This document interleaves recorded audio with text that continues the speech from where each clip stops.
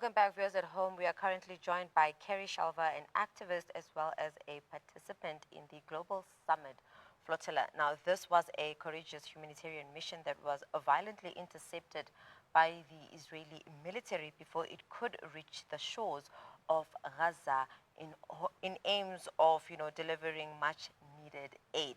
Now, Carrie is here to just share her experience on, being part of the mission and just, the treatment by the Israeli military and so much more. But Carrie, good evening and thank you so much for joining us tonight.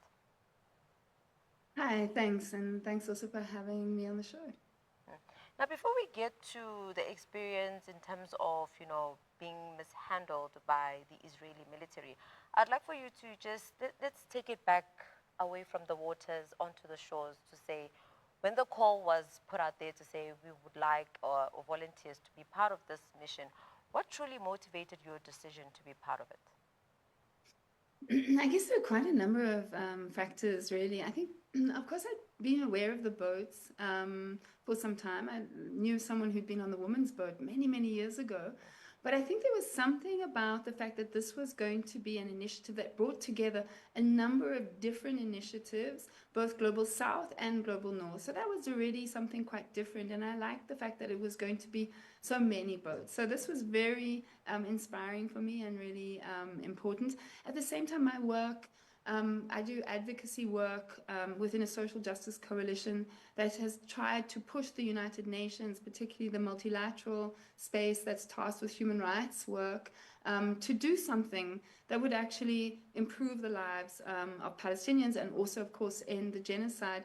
But the real frustration of that system not being able to do anything. So there was something, again, very compelling about this being a people-driven initiative and one that was so urgently needed as we watched the live streamed genocide and the devastating consequences of that. So that's really, what got me to sign up.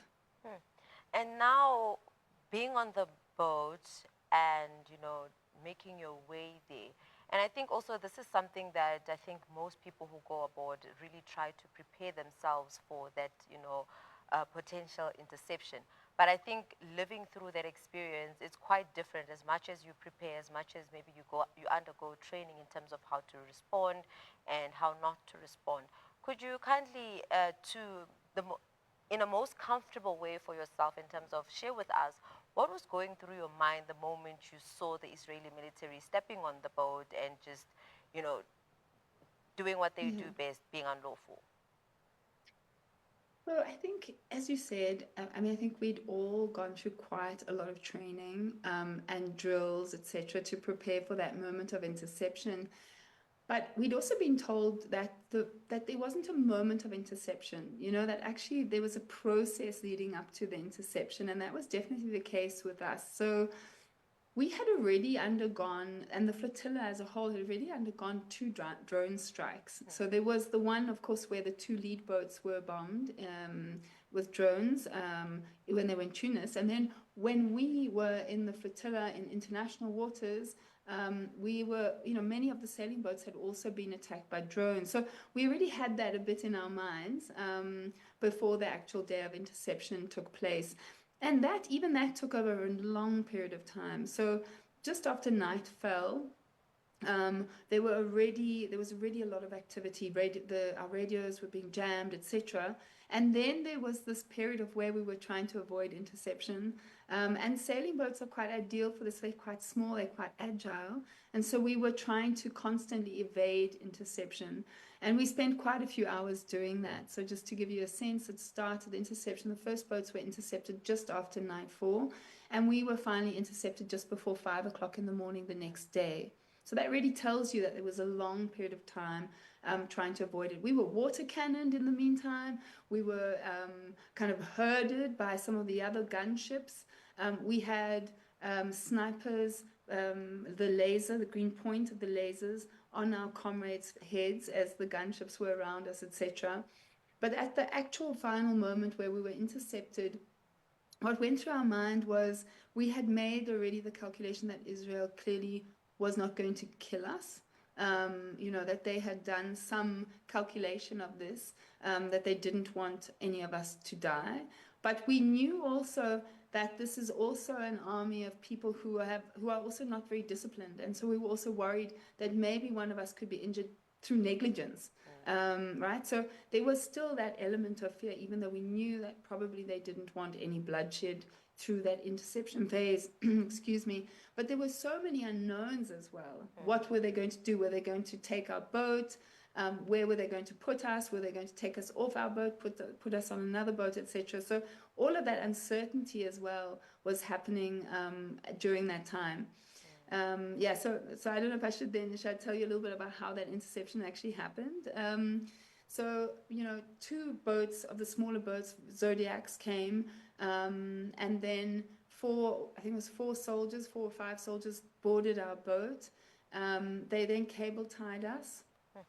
And then they went down into the hold of our boat and must have checked around there to see if there was anyone there. At that point, they asked us for all our GPS or any other kind of satellite communication equipment. They disabled our satellite link. And by then we'd thrown away our phones, but they were also asking for phones as well. And then they made us all go down into the cabin area of the boat, where they then kept us for the duration of the time while they drove our boat from the point of interception, which was about 42 nautical miles from Gaza, to Ashdod, which took really a long time. It was a number of hours while we were kept in the hold, still cable tied. And Carrie, I think you would excuse my, lack of knowledge in this instance to say, usually when you're undergoing something of this magnitude, you'd like to have your phone to probably try and take pictures, record audio, or something of sorts.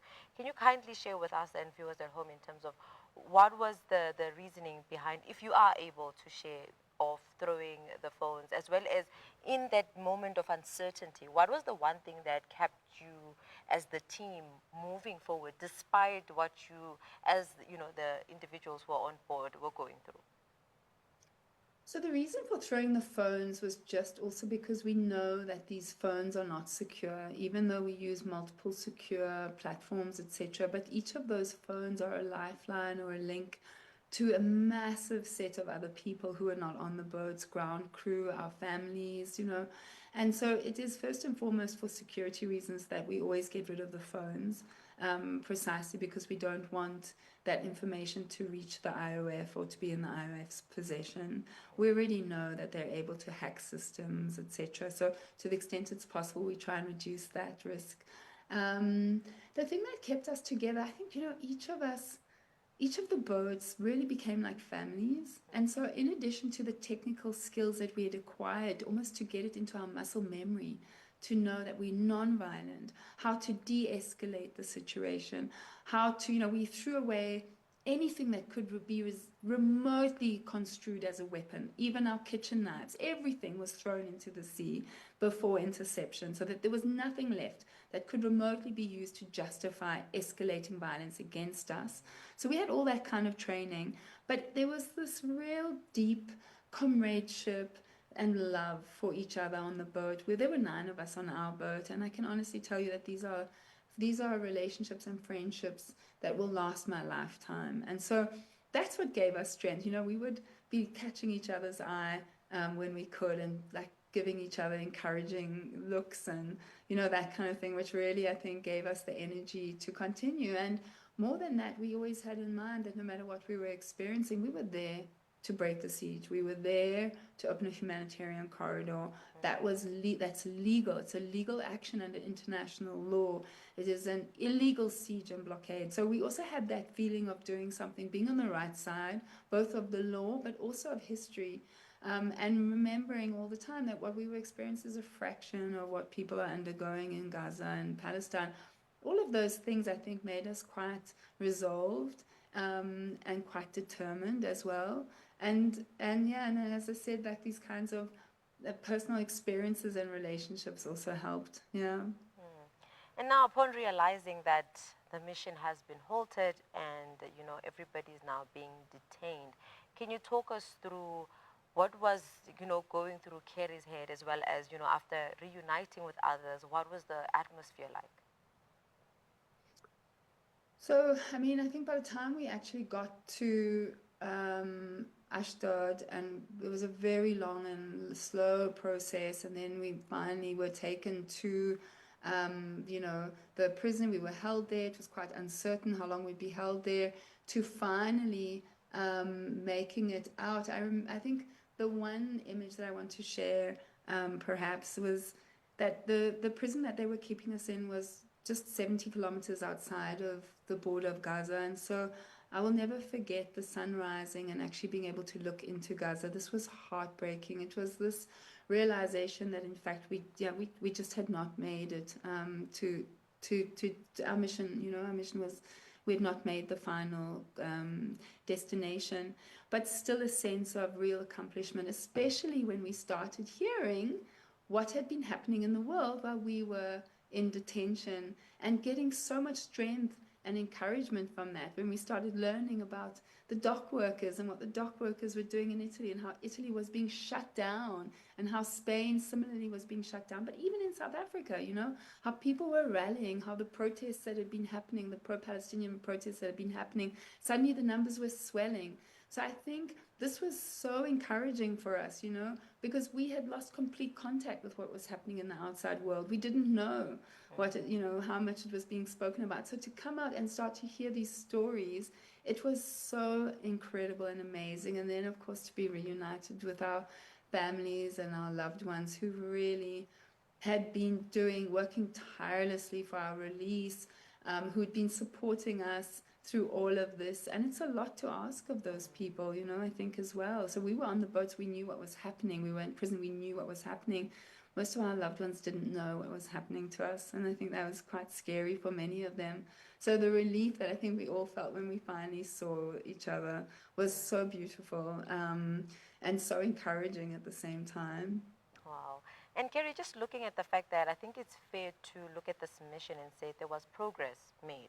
And knowing that, progress does build confidence, because now for those, the next mission, it's certainly going to feel like we, as much as we might be halted or intercepted in that sense, we will always get, further than we were before. I want to find out from you, looking forward, looking back to those experiences, how are you now going to integrate, the experiences and the wisdom that it comes with to the work that you do as an activist?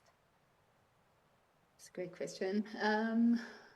I think each and every one of us is profoundly changed by this experience. I think no matter what we've been doing before, it really was such a unique experience. And I think what it underscored for me personally again is that really it is up to ordinary people to change the world. I mean, we say that a lot. Of course, governments have a responsibility.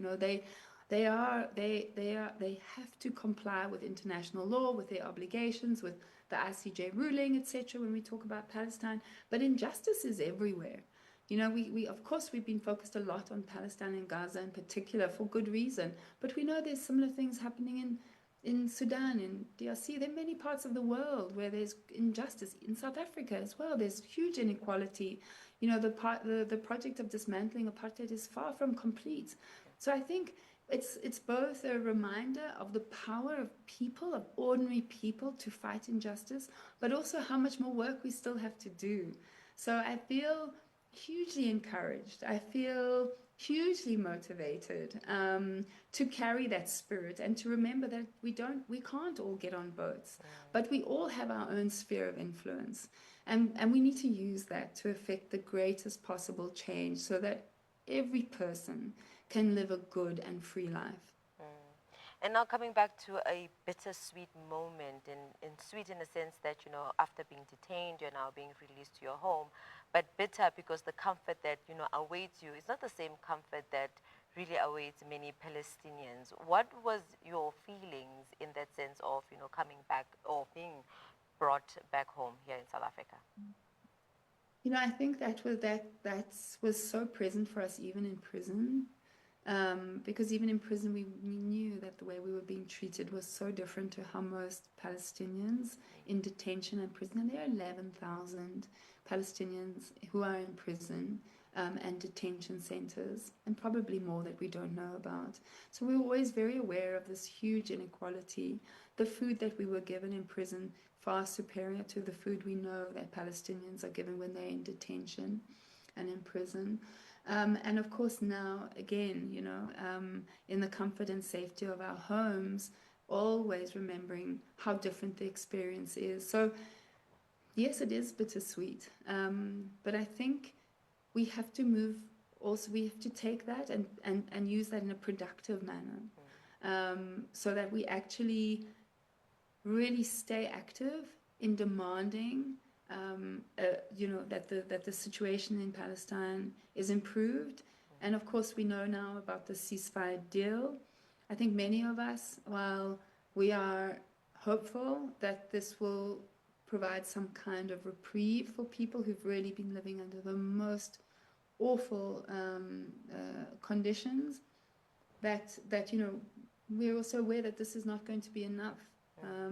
And that the struggle must continue, and we must keep our pressure up, we must keep the pressure up, we must keep our focus on what is happening there until the full territory of Palestine is again in the rightful possession of Palestinians, not some fragmented territory, and that all the Palestinians in the diaspora who've been forced into exile have the right to return, and that they're able to return to their land and again be able to live lives, good lives and safe lives and productive lives in the land that is theirs. And now, how do you feel around, the interception and that of, the board members being detained impacts the broader conversation around Israeli-Palestinian relations and that of human rights? I'm hoping that, and I think this has been the case, as I slowly start sort of sifting through a lot of the media and other things that have happened, that what it did was it brought into focus some of the problems that perhaps have not been so known to people everywhere in the world. And I think this was particularly important for some of the Western countries which have been so complicit in the genocide and in the occupation and Zionist project and settler colonial project of Israel's. So I'm hoping that has definitely increased public awareness, increased the pressure, and hopefully also that people are able to connect it. So it's not enough for Western governments to have ensured that their citizens were released. It's not enough. What we are calling for, and what we must continue to call for, is a full arms and trade embargo on Israel. And I'm hoping that through some of the work that we've been doing and some of the work we've been doing subsequent to release, that pressure continues to be there. And that we also think about our own government's complicity. I think, even though South Africa, we've been saying this quite a lot, even though South Africa, of course, has done many important things in terms of the ICJ case and others, there's still more that needs to be done. And we really need to keep the pressure up on the government to do that. Carrie, in your closing thoughts, I'm hoping you would be able to share, with the larger audience, some being quite, have lost hope, some who are still, fighting the good cause and, standing up and just trying to find ways on how to continue to shed light and allow, ceasefire to actually take place. What would be your message and any suggestions that you feel like many activists out there or advocates can utilize within their organizations or causes to drive a huger or larger impact at that? So I think there's such a rich movement already. I mean, the flotilla is one part of it, and there will be more boats that will happen, and there'll be more marches, and those actions are amazing and important. But there's so much great work that's being done at the very local level, whether those are. I've been hearing about, people who have started reading groups and they're reading Palestinian literature. So keeping Palestinian culture alive and that we're aware of that. Or organizing local protests, and these kinds of things I think are so important for the movement. But I also think connecting these with other struggles is critical as well, so that we don't think of this as being an exception, right? That rather we should be tackling settler colonialism everywhere it exists. We should be challenging white supremacy everywhere it exists, and Zionism everywhere it exists, so that we begin to build, we act locally, but we also coordinate and think globally. I think, these are the kinds of things that I'm hoping that we will continue to do. But each of us have a sphere of influence, and each of us need to operate within that, and kind of stretch ourselves beyond that as well. Carrie, thank you so much, for taking out the time and really sharing in your journey on the mission and just giving us, that acknowledgement as well as, motivation on how we can continue to stay on the fight and fighting this beautiful cause at that and staying on the right side of history. But thank you so much for joining us. Thank you very much. Viewers at home, that was Carrie Shelver, who was really giving us her insight in terms of her experiences on being on the mission, as well as lessons learned as an activist, as well as a participant in the mission of the Global Sumud Flotilla. But viewers at home, hope that was quite, insightful and motivating for all of us to know how to do better and continue to keeping the hope and the prayers alive at that. But for now, let's head over to a net break. We'll see you just shortly.